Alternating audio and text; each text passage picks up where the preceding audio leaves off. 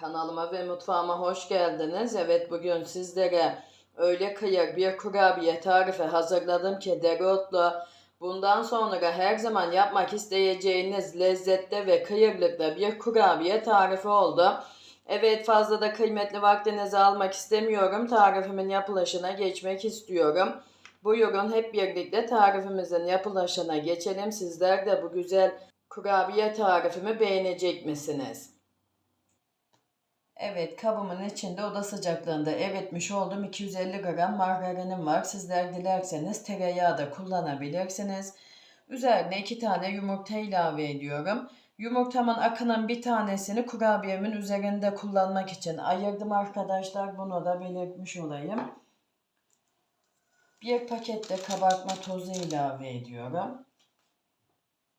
2 yemek kaşığı elma sirkesi ilave ediyorum. Sizler üzüm sirkesi de kullanabilirsiniz.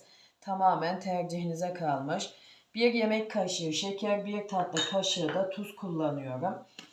Ve kabımın içine almış olduğum malzemelerimi bir karıştıracağım unumu almadan önce.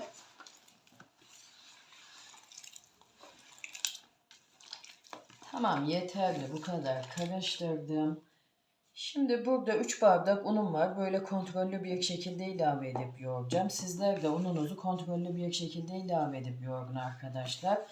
Çünkü neden derseniz yumurtamızın büyüklüğünden küçüklüğüne veya unumuzun kalitesinden kalitesine de un miktarımızda değişiklik gösterebiliyor. Şimdi hamurumu pürüzsüz hale gelinceye kadar yoğuracağım. Dağılmayan toplu bir hamur elde edeceğim. Burada bir püf noktası vermek istiyorum. Kesinlikle kurabiye hamurumuzun dağılmaması lazım arkadaşlar. Toplu olması lazım.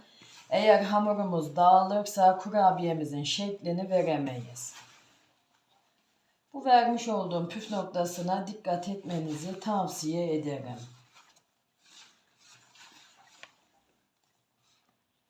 Şimdi biraz daha un ilave ediyorum. Başka da un ilave etmeyeceğim.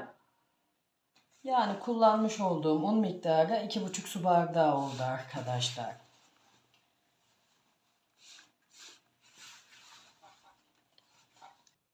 Evet, pürüzsüz hale gelinceye kadar yoğurdum hamurumu, toplu bir hamur elde ettim. Şimdi burada yarım demet dereotum var. Hemen üzerine ilave ediyorum ve tekrardan yoğurmaya başlayacağım.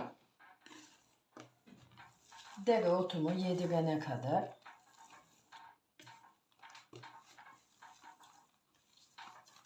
Evet, dereotumla da hamurumu yoğurdum. Şimdi hemen böyle 2 tane yağlı kağıt alıyorum ve açıp kurabiyelerimin şeklini vereceğim. Şimdi yağlı kağıdımın bir tanesini alıyorum.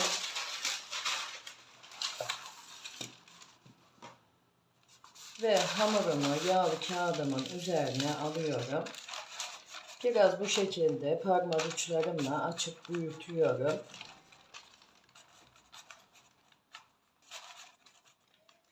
Tamam, yeterli bu kadar. Şimdi diğer yağlı kağıdımı da üzerine alıyorum.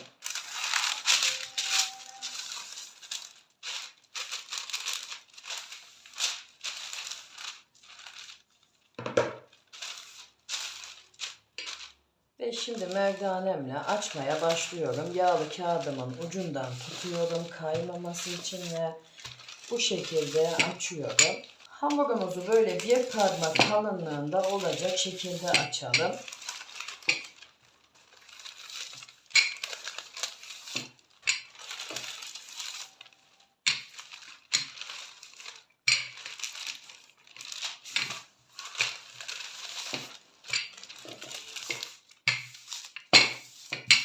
Evet, tamam, yeterli. Yeterince açıp büyüttüm.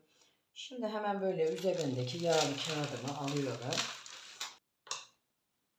Ve bu kenar kısımlarını alıyorum daha düzgün olması için kurabiyelerimi.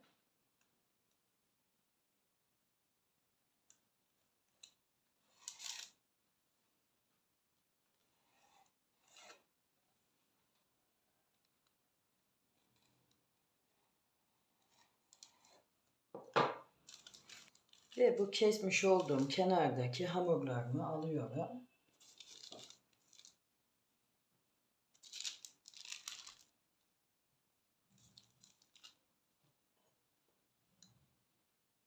Şimdi önce yumurta akımı ilave ediyorum.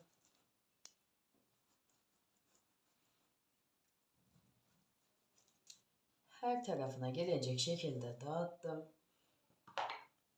Şimdi susamımı ilave ediyorum.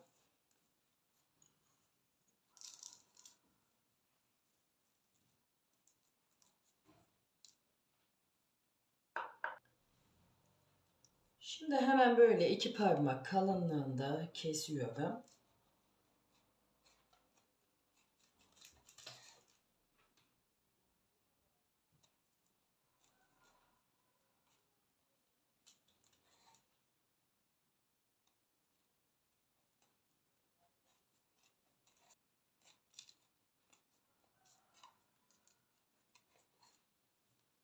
Şimdi böyle çeviriyorum ve artık son şeklini veriyorum.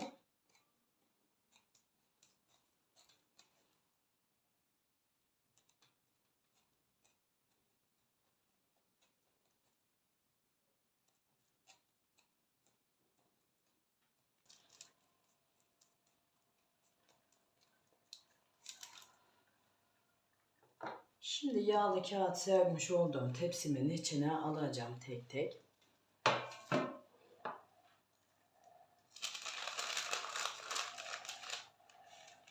Şöyle göstereyim.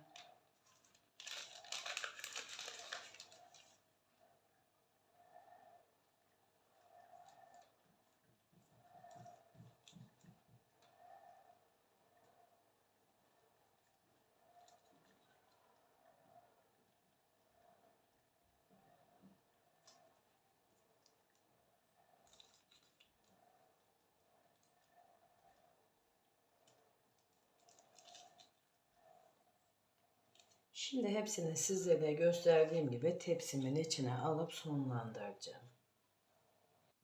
Evet, bütün kurabiyelerimi tepsimin içine aldım. Şimdi bu kenardan çıkan parçalarımın da üzerine yumurta akımı ilave ediyorum ve sonra susamımı da ilave edip aynısı gibi hazırlayacağım. Bu birazcık şekilsiz olacak bu kurabiyelerimiz ama olsun. İnanın hiç önemli değil.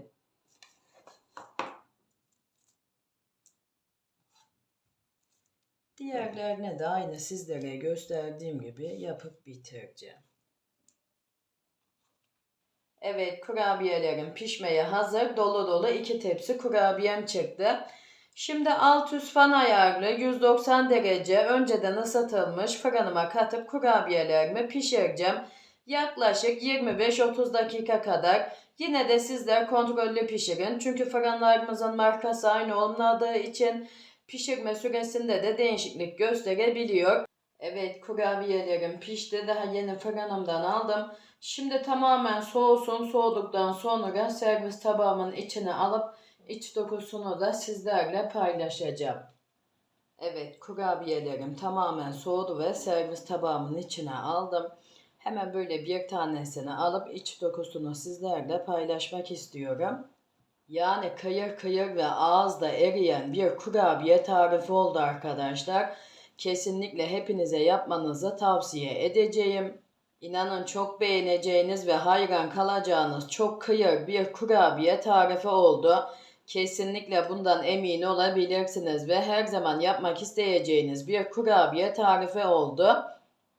Kesinlikle abartmıyorum, kendim yaptım diye de söylemiyorum. Hemen böyle yakından da göstermek istiyorum ki kıyır kıyır bir kurabiye tarifi olduğunu yakından görün diye. Kesinlikle yapmanızı tavsiye ederim arkadaşlar.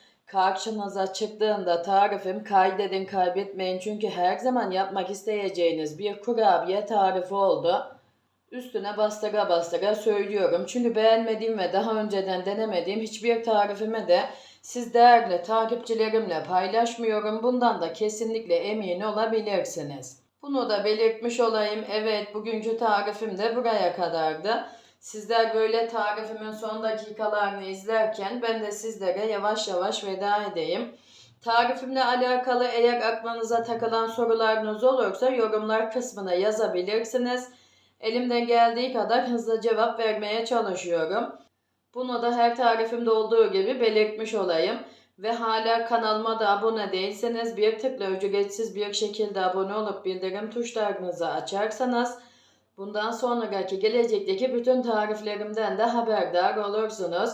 Ve tariflerimi beğeniyorsanız sosyal medyalarınızda ve sevdiklerinizle de paylaşabilirsiniz. Kendinize iyi bakın. Allah'a emanet olun. Hoşça kalın.